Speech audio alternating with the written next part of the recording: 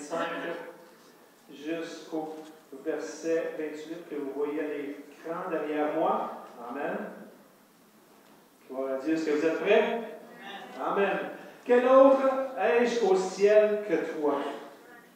Et sur la terre, je ne prends plaisir qu'en toi. Ma chair et mon cœur peuvent se consumer. Dieu sera toujours le rocher de mon cœur et mon partage.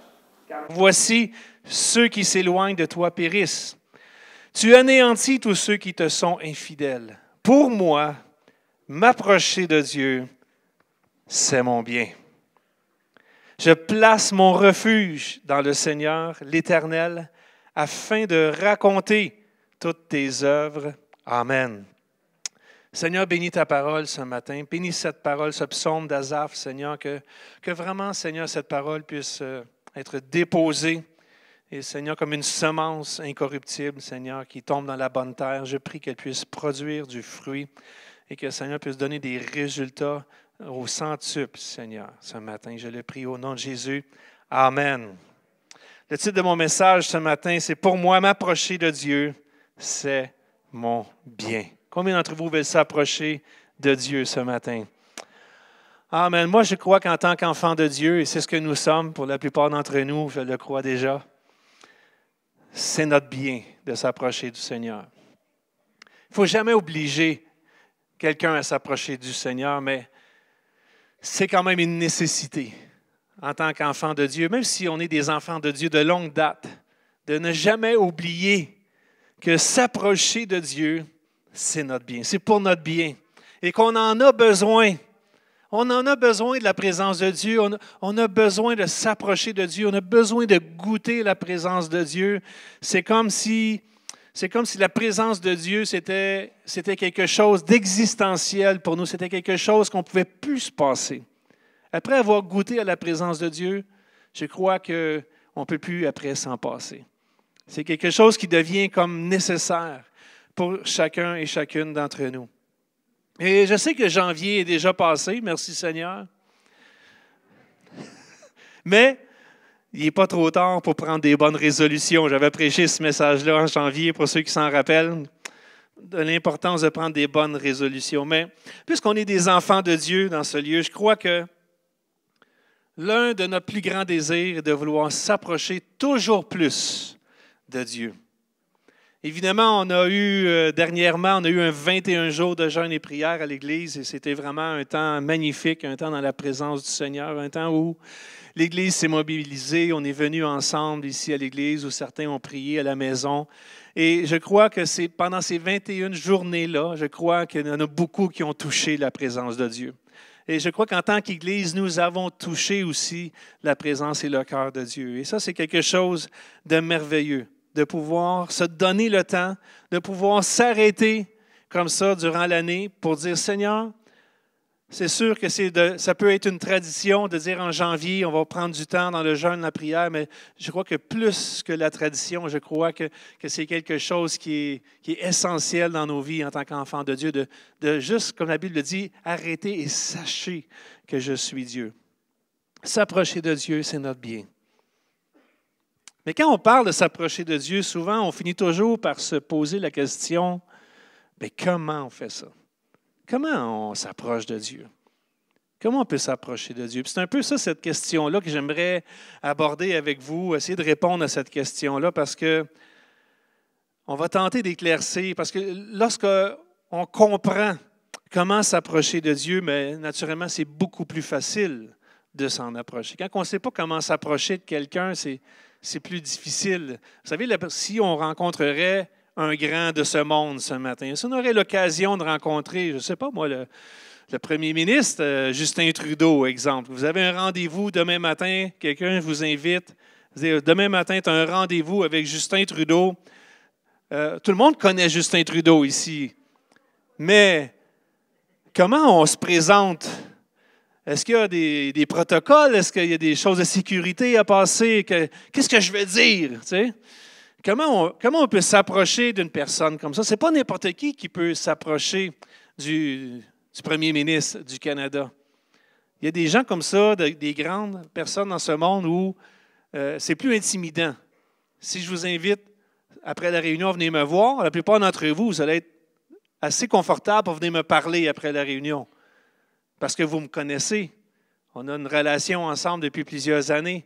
Et c'est normal qu'on développe un certain confort, une certaine liberté pour s'approcher des gens qu'on connaît bien. Mais quand c'est des gens qu'on connaît moins bien, quand c'est des gens que ça peut nous intimider, à ce moment-là, ça peut devenir comme un défi de s'approcher de ces gens-là. Et Dieu peut être une personne comme ça aussi. Tout est une question de perspective, de comment on voit Dieu, comment on considère Dieu, de qui est Dieu. Et lorsqu'on comprend qui est Dieu, mais souvent, ça va nous aider à savoir comment on peut s'en approcher. Tout est une question de perspective. Qu'est-ce qu'une perspective? Bien, c'est ça. Une perspective, c'est comme ça. Donc, il y a un chiffre par terre, et quelqu'un dit que c'est un 6, puis l'autre dit que c'est un 9. Mais les deux, est-ce qu'ils ont raison? Absolument, les deux ont raison. Ce n'est pas un a tort et l'autre a raison. C'est juste une question de perspective. Une perspective, c'est la manière que l'on voit les choses. Et la manière dont on voit Dieu va nous aider à savoir comment on peut s'en approcher. Il y a différentes écoles de pensée de comment on peut s'approcher de Dieu. Tout dépendamment dans quelle école vous avez fréquenté, que vous avez été, ça va certainement influencer votre manière de voir Dieu. Ça va probablement vous aider à former votre idée sur la façon dont vous vous approchez de Dieu. Peut-être que l'éducation que vous avez reçue à la maison, ou bien l'éducation que vous avez reçue à l'école, ou bien dans votre milieu de vie, vous avez grandi dans le quartier dans lequel vous avez grandi, peut-être dans l'église que vous avez fréquentée dans le passé, les différentes églises ou religions que vous avez pu fréquenter dans le passé, peut-être vous ont tranquillement formé la pensée à savoir comment on peut s'approcher de Dieu. Durant toute votre vie comme ça, on subit des influences, on est comme enseigné volontairement, indirectement, sur notre manière de s'approcher de Dieu. Si le milieu dans lequel vous avez grandi était un milieu plus sévère, un milieu plus strict, si je peux dire, où on exigeait de vous d'obéir à toutes sortes de règles et de règlements, où on vous obligeait à respecter certains protocoles ou des traditions de longues années, et toutes ces choses-là, et qu'aussitôt qu'une faute était commise, eh bien, on n'hésitait pas à vous réprimander ou à vous corriger. Dans certaines cultures, on pouvait utiliser même le bâton, la ceinture, vous humilier, vous mettre à genoux dans un coin. C'est des choses que j'ai déjà vues dans ma vie. Certains d'entre vous aussi, hein? Pas vous. Merci Seigneur. Mais c'est tout à fait normal que si vous avez grandi dans un contexte comme celui-là, que vous ayez une certaine crainte d'approcher des gens qui sont en autorité. C'est normal parce que c'est l'éducation que vous avez reçue, c'est l'influence que vous avez reçue, c'est la manière dont on a formé votre pensée. De l'autre côté, de l'autre opposé, si vous avez, exemple, eu l'occasion de grandir dans un milieu où se trouve un peu plus le côté humain, c'est-à-dire un entourage sécuritaire, des parents qui communiquent l'amour et la tendresse, là où le pardon et la grâce sont accordés malgré vos faiblesses, là où vos erreurs ne sont pas nécessairement toujours mises à la lumière. Si votre cercle d'amis a toujours été là pour vous supporter, vous encourager dans les moments les plus difficiles de vos vies, voyez-vous un peu le portrait que je suis en train de vous dessiner? C'est plus facile. C'est plus facile de concevoir un Dieu d'amour et un Dieu de grâce qui prend plaisir à prendre soin de ses enfants. Pour certaines personnes, s'asseoir sur les genoux de papa peut signifier recevoir une correction, une fessée. Pour d'autres, s'asseoir sur les genoux de papa peut signifier un moment de tendresse, un moment de qualité. Pourtant, les deux se sont assis sur les genoux de papa. C'est un réflexe naturel. L'être humain est fait comme ça. On a des réflexes naturels. Un peu comme, souvent quand je pense j'ai un gros chien à la maison, pour ceux qui le savent. Et notre chien n'a jamais été battu. Jamais mangé de coups de bâton, des choses comme ça. Mais les animaux ont des instincts comme ça un petit peu aussi. Hein? Les animaux, si vous vous approchez d'un chien, que vous mettez la main comme ça, il va avoir deux réflexes. Soit qu'il va redresser les oreilles puis il va entendre une caresse. Ou soit il va baisser la tête et les oreilles parce que là, il a peur de manger une claque, hein? Une volée. Les animaux comme ça aussi, selon l'expérience, selon leur vécu, ils vont réagir comme ça, instinctivement. Ils ont été comme programmés de cette manière-là. Un chien ou un chat, peu importe l'animal que vous avez à la maison, qui a toujours été entouré d'amour, n'hésitera pas à monter sur vos genoux, n'hésitera pas à venir vous voir quand vous allez l'appeler. Mais un chien ou un chat qui a été maltraité, si vous l'appelez, il ne viendra pas vers vous. Il va partir en courant. Vous pensez certainement qu'on n'est pas des chiens et des chats, je suis bien d'accord avec vous. On n'est pas des animaux. Mais par contre, on a quand même le même style de réflexe naturel. Lorsque vient le temps de s'approcher d'une personne qui a une certaine autorité. Asaph, écrit dans le psaume 73, nous dit que s'approcher de Dieu, c'est mon bien. C'est mon bien. Asaph sait très bien que quand il s'approche de Dieu, ça lui fait du bien et il a besoin de s'approcher de Dieu. Et ce matin, nous sommes tous dans le même lieu. Nous croyons tous que Dieu existe et qu'il est le rémunérateur de ceux qui le cherchent. Mais nous avons peut-être des idées différentes sur la manière de le chercher, sur la manière de s'en approcher. Tout est une question de perspective. Donc, deuxièmement, perspective biblique. Ah oui, parce qu'il y a des perspectives bibliques aussi de comment on peut s'approcher de Dieu. Vous savez, dans l'Ancien Testament, il y avait une manière où on s'approchait de Dieu. Et dans le Nouveau Testament, c'était un peu différent. L'Ancien Testament et le Nouveau Testament nous présentent deux manières complètement différentes de nous approcher de Dieu. Dans l'Ancien Testament, vous savez, il y avait toutes sortes de règles aussi et des rituels à respecter pour pouvoir entrer dans la présence de Dieu. Ce n'était pas n'importe qui pouvait entrer dans la présence de Dieu à l'époque de l'Ancien Testament. Vous savez, il y avait un grand prêtre ou le souverain sacrificateur qu'on appelait, qui était chargé de la surveillance générale du sanctuaire. Il consultait Dieu pour le peuple. Et lui seul pouvait entrer dans le lieu très saint. Une fois par année, le souverain sacrificateur pouvait entrer dans le temple, dans le saint lieu, et pouvait aller dans la présence de Dieu. Mais il ne pouvait pas rentrer dans cet endroit-là de n'importe quelle manière. Il y avait toutes sortes de règles, toutes sortes de protocoles à respecter. Et s'il fallait seulement qu'il manque à un seul de ces protocoles-là, ou une seule de ces règles-là, il sortait de là avec une corde. On lui attachait une corde et une clochette au bout des pieds parce que tout d'un coup, que s'il rentrerait dans la présence de Dieu puis qu'il serait indigne lui-même de s'approcher de Dieu, c'est sûr qu'il tomberait là, raide mort, comme on dit ici. Et là, les serviteurs étaient prêts à le tirer de là avec une corde. Une fois par année seulement. Il devrait offrir des sacrifices pour lui-même avant d'entrer. Il devait porter des vêtements spéciaux. Il y avait plein de restrictions. C'était tellement dangereux qu'il n'y a pas beaucoup de gens qui osaient s'en approcher. Seulement lui pouvait le faire. Et avec certaines conditions. Cette semaine, je lisais un texte dans le livre de Samuel, où l'histoire de David qui a voulu ramener l'arche de l'Alliance à Jérusalem. Pendant un certain temps, l'arche de l'Alliance était chez les Philistins. Ils s'en étaient emparés pendant une guerre.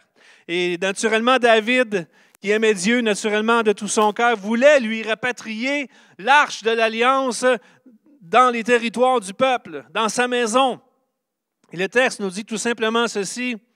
David rassembla encore toute l'élite d'Israël au nombre de 30 000 hommes.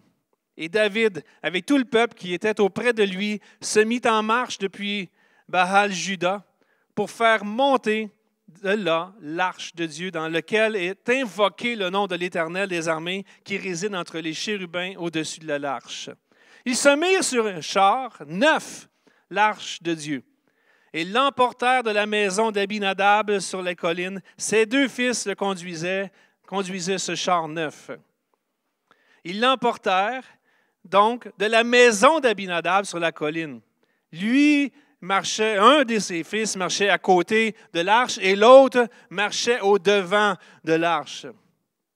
Et David, de toute la maison d'Israël, c'était la fête. Il jouait devant l'Éternel de toutes sortes d'instruments, comme nous le faisons le dimanche matin à l'église, de toutes sortes d'instruments de bois, de cyprès, des harpes, des luths, des instruments, des percussions, des tambourins, des cis, des cymbales, tout type d'instruments qui pouvaient exister à cette époque-là étaient utilisés. C'était la grande fête parce que l'arche qui était perdue, qui était en territoire ennemi, était maintenant en route pour sa maison.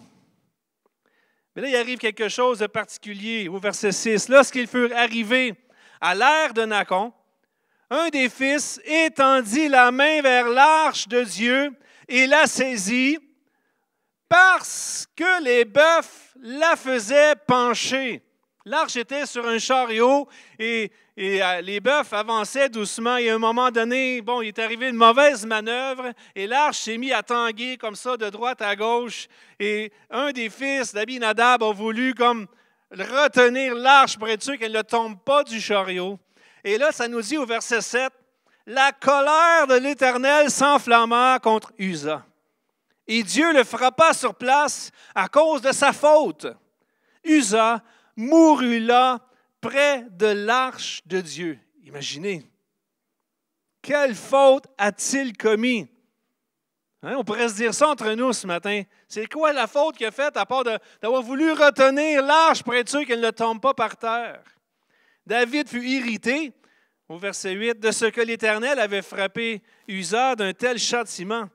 Et ce lieu a été appelé jusqu'à ce jour Peretz Uza.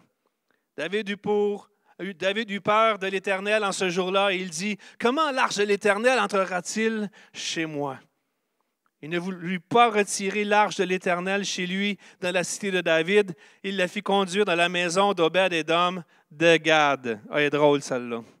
Moi, je la trouve drôle quand je la lis. Je trouve ça drôle cette histoire-là. David, c'est un bon gars. Lui, là, il est content. L'arche revient à la maison. Il s'est battu pour ça. Il est fier. Puis là, tout d'un coup, là, quand il voit ce que ça peut, le risque peut comporter d'avoir l'arche de Dieu chez lui, il dit, oh, tout d'un coup, il y a quelqu'un de ma famille qui y touche. Je ne voudrais surtout pas qu'il y en ait qui meurent dans ma famille. On va envoyer ça chez mon ami. Là. Hein? On va envoyer ça chez le voisin. Parce que c'est trop dangereux pour moi. Ça dit, il ne voulut pas retirer l'arche de l'Éternel chez lui dans la cité de David et il fit conduire dans la maison d'Obed-Édom de Gath. L'arche de l'Éternel resta 3 mois dans la maison d'Obed-Édom de Gath. Et l'Éternel bénit Obed-Édom et toute sa maison. Puis là, je vais arrêter ma lecture là, parce que si on lirait plus loin, ça aussi, c'est encore drôle. Parce que quand David s'aperçoit finalement que d'avoir l'arche de l'Éternel dans sa maison est une source de bénédiction, il a fait ramener chez eux. Il est stratégique, le gars. Il check comment c'est que ça va avoir l'air ailleurs avant. Puis si c'est bon, il va la ramener chez nous. Puis si c'est pas bon, les autres vont s'en occuper. Vous savez, c'est un petit peu comme ça des fois qu'on peut voir Dieu. Qui peut s'approcher de Dieu? Quand on lit des histoires comme ça, qui peut s'approcher de Dieu? C'est tellement risqué, c'est tellement dangereux d'être dans la présence de Dieu. Uza a juste étendu sa main vers l'arche, puis il est mort sur le coup. Ça me faisait penser aussi à une autre histoire où Moïse est monté sur la montagne et il avait demandé à Dieu de lui montrer sa gloire. Vous vous rappelez cette histoire-là dans Exode chapitre 33, versets 18 à 23. Je crois, l'Éternel répondit, « Je ferai passer devant toi toute ma bonté, je proclamerai devant toi le nom de l'Éternel. Je fais grâce à qui j'ai fait grâce et miséricorde à qui j'ai fait miséricorde. Et l'Éternel dit, tu ne pourras pas voir ma face. Hein? Tu ne peux pas voir ma face, car l'homme ne peut me voir et vivre. Wow, c'est dangereux. L'Éternel dit, voici un lieu près de moi, tu te tiendras sur le rocher, et quand ma gloire passera, je te mettrai dans un creux de rocher, et je te couvrirai de ma main jusqu'à ce que j'ai passé. Et lorsque je retournerai ma main, tu me verras par derrière, mais ma face ne pourra pas être vue. Dieu dit, l'homme ne peut pas vivre et me voir. Tu ne peux pas vivre et voir la gloire de Dieu. Ça, c'est la perspective de l'Ancien Testament. C'était quelque chose.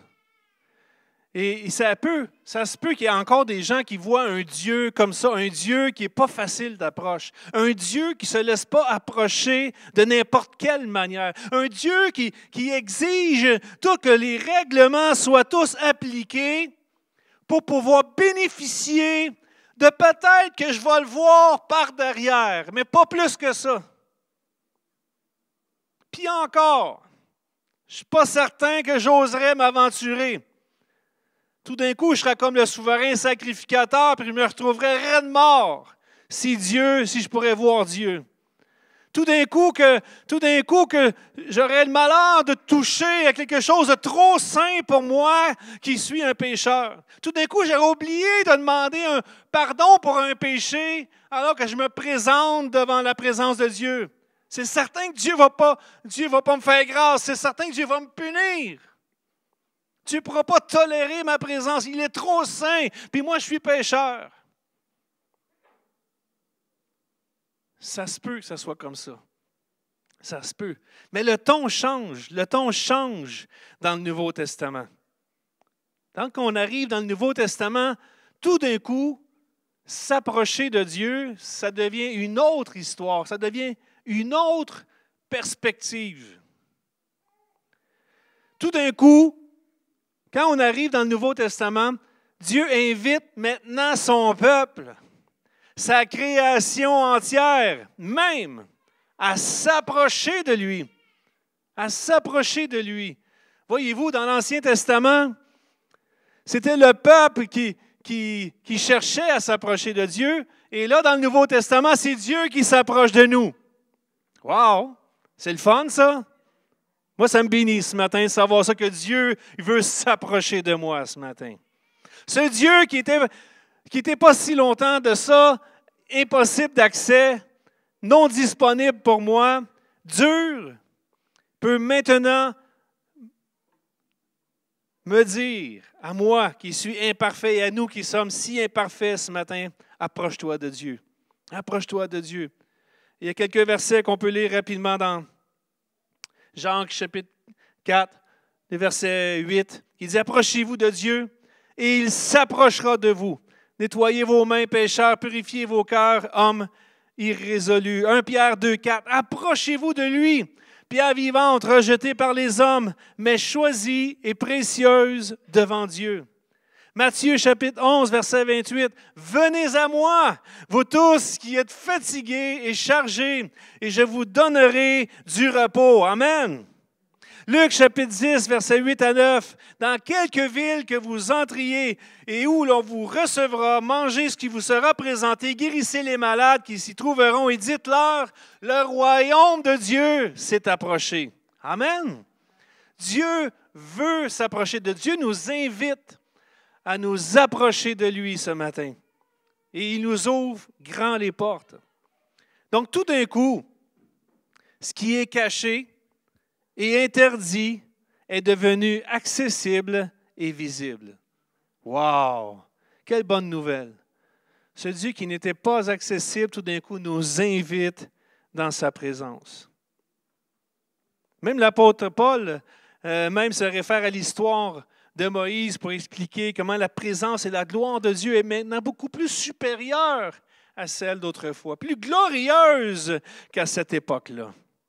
Dans l'Ancien Testament, tu ne pouvais pas voir la gloire de Dieu et vivre.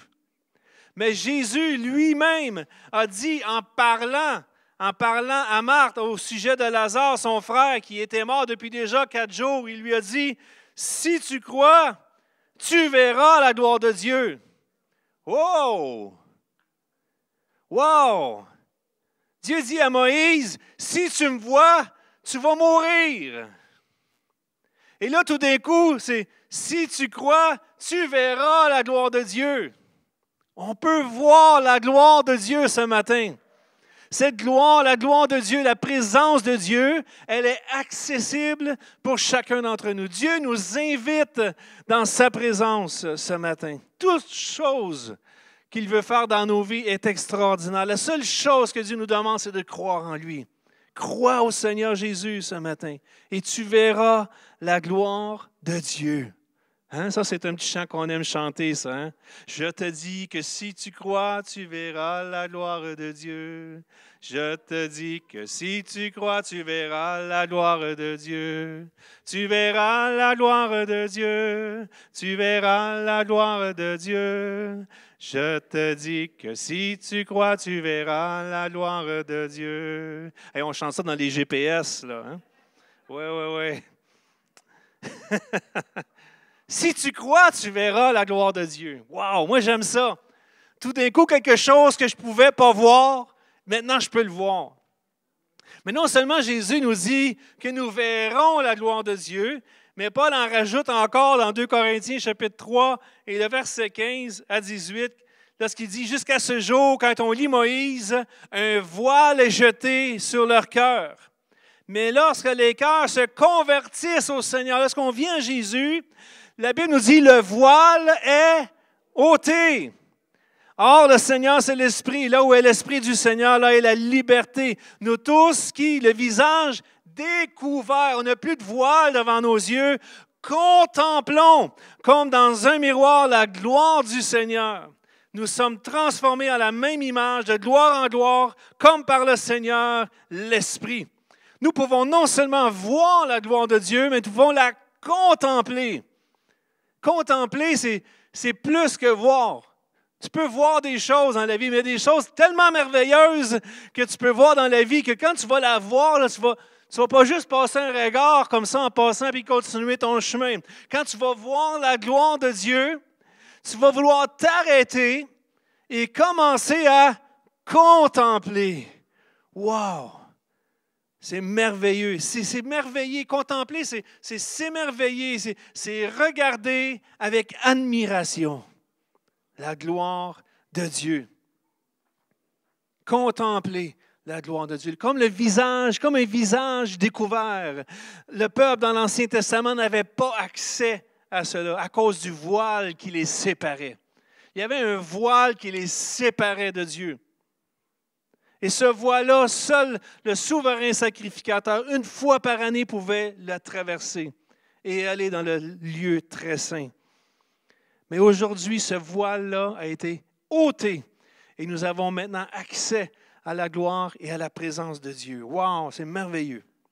C'est-tu pas merveilleux de pouvoir regarder et s'émerveiller devant la gloire de Dieu? Quand tu te regardes dans le miroir le matin, qu'est-ce que tu vois? Hein? Dis avec moi la gloire de Dieu. Qu'est-ce que tu vois? Vois, regarde, contemple la gloire de Dieu qui est dans ta vie. Amen. Tu peux regarder au défaut si tu veux, là. Hein? Des fois, un miroir, ça dit tout. Un miroir, ça ne compte pas de menterie, hein? Non. Un miroir, ça dit toute la vérité. Mais il y a 2 vérités. Il y a la vérité de ce que tu vois avec tes yeux, mais la vérité, c'est ce que tu peux voir quand tu crois ce que le Seigneur fait dans ta vie. Puis ça, c'est merveilleux, ça. Ça, c'est la gloire de Dieu. Dieu vient nous transformer en son image et il fait son œuvre dans chacune de nos vies. Puis quand tu te lèves le matin, puis tu regardes le miroir, mais regarde l'œuvre que Dieu est en train de faire dans ta vie ce matin. Amen. Mais Paul n'a pas dit encore son dernier mot. Moi, j'aime ça. J'aime ça parce qu'il va encore plus loin.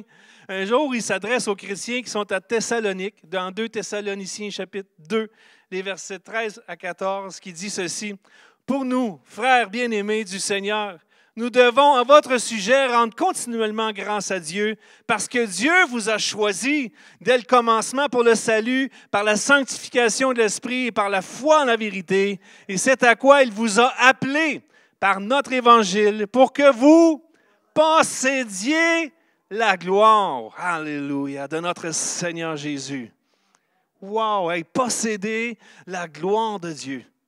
Avoir cette gloire-là pour nous. C'est accessible par Jésus-Christ, par la bonne nouvelle de l'Évangile ce matin. Nous avons accès. Non seulement nous avons accès pour la voir, pour la contempler, mais aussi pour la posséder dans notre vie, dans notre cœur. La gloire de Dieu, vous pouvez la voir de vos propres yeux, la contempler et la posséder. Il n'y a rien de mieux que de posséder la gloire de Dieu dans nos vies. Cette gloire-là, elle est pour toi ce matin. Elle est pour toi, elle est pour moi, et on en a besoin. Dieu nous a choisis dès la fondation du monde. Nous sommes ses enfants, nous sommes le peuple de Dieu. Donc, je veux t'encourager ce matin à prendre cette gloire, la gloire de la présence de Dieu, et prends-la dans ta vie. Et lorsque tu vas l'avoir pris dans ta vie, tu ne vas pas la transporter avec toi. Partout où tu iras, la gloire de Dieu va t'accompagner.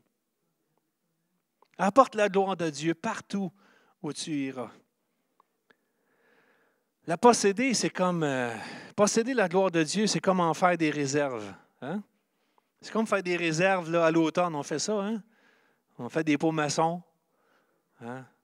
On a cultivé un champ, cultivé une terre. On a fait des tomates, des concombres. On a fait toutes sortes de choses. Puis là, c'est le temps de mettre tout ça en pot. Hein? C'est comme de mettre ça en pot, on met ça dans nos armoires, on se fait une réserve. Ça, c'est comme posséder quelque chose. Bon, on peut prendre la gloire de Dieu puis la posséder comme ça. On peut juste la prendre avec nous, puis partout où on va aller, on peut la distribuer. C'est acquis, c'est fait. C'est Jésus-Christ qui a tout accompli pour nous.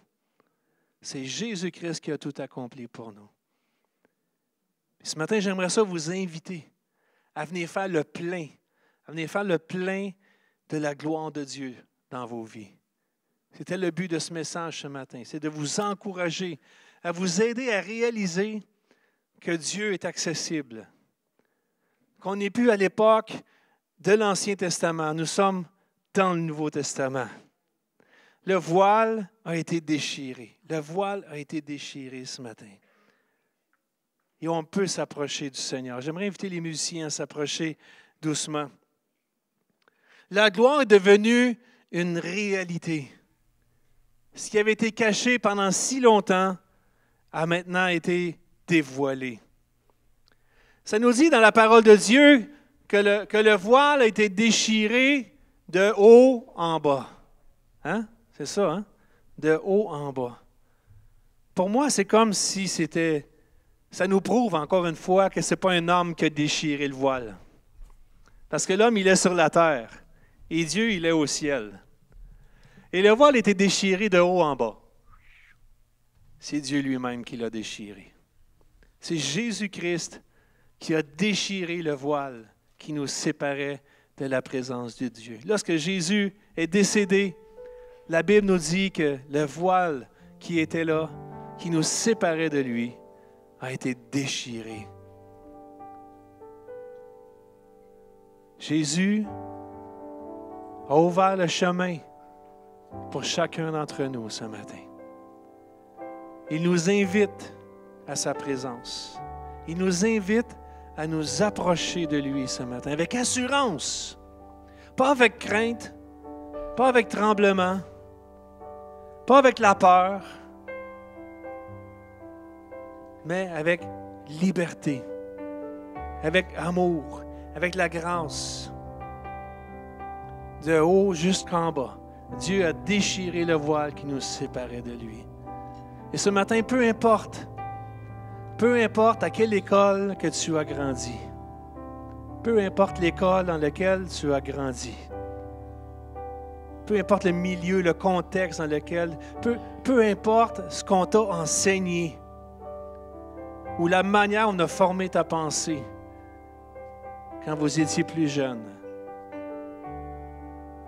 Je veux que vous sachiez ce matin que Dieu a déchiré cela.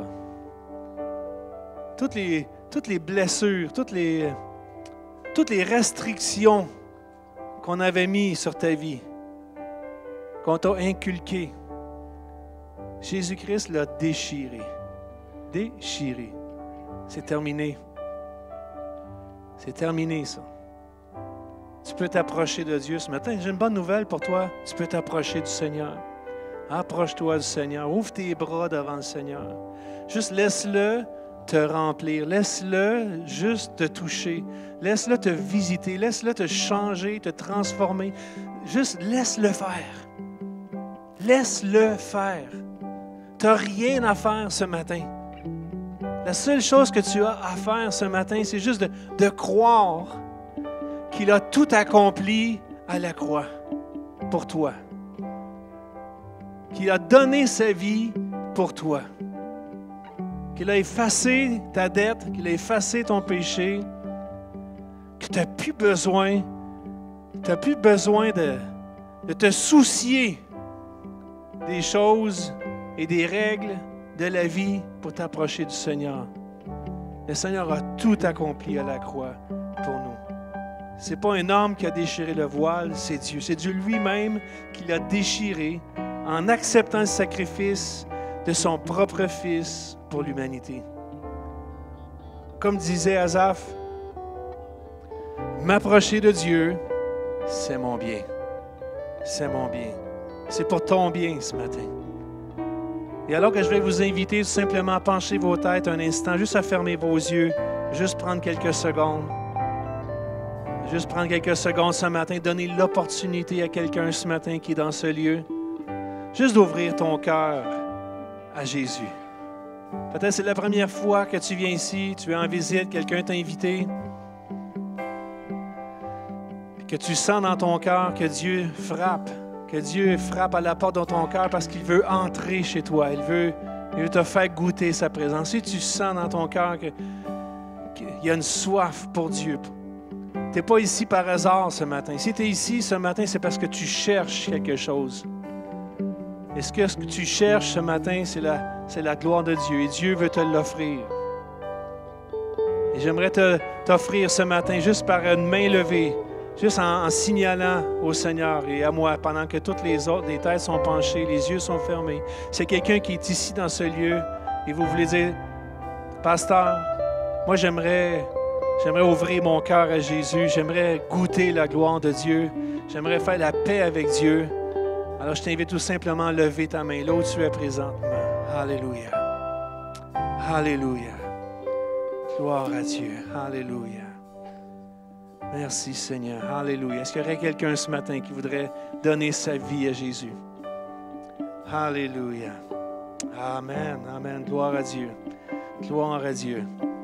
J'aimerais faire un deuxième appel ce matin à tous les enfants de Dieu à s'approcher et à laisser le Seigneur vous remplir ce matin de sa présence, de sa gloire, la gloire de sa présence. Il nous aime tellement. Il nous aime tellement. Savez-vous quoi? Le Seigneur court après nous. Il désire notre présence. Plus que nous-mêmes, on peut désirer la sienne. Il s'est offert à la croix pour nous. Alors, j'aimerais vous inviter à vous lever ensemble ce matin en terminant. Et j'aimerais inviter Ginette à nous faire un chant ou deux. Et j'aimerais vous inviter en tant que peuple, en tant qu'enfant de Dieu, à venir prendre du temps ce matin et de venir vous approcher de Dieu. Et on va prier ensemble. On va chercher la face de Dieu ensemble et Dieu va se laisser trouver.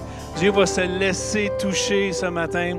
Alléluia. Donc, si vous voulez vous approcher, prendre un temps de louange, d'adoration avec Ginette, et ça va me faire plaisir d'aller prier avec vous ce matin. Que Dieu vous bénisse.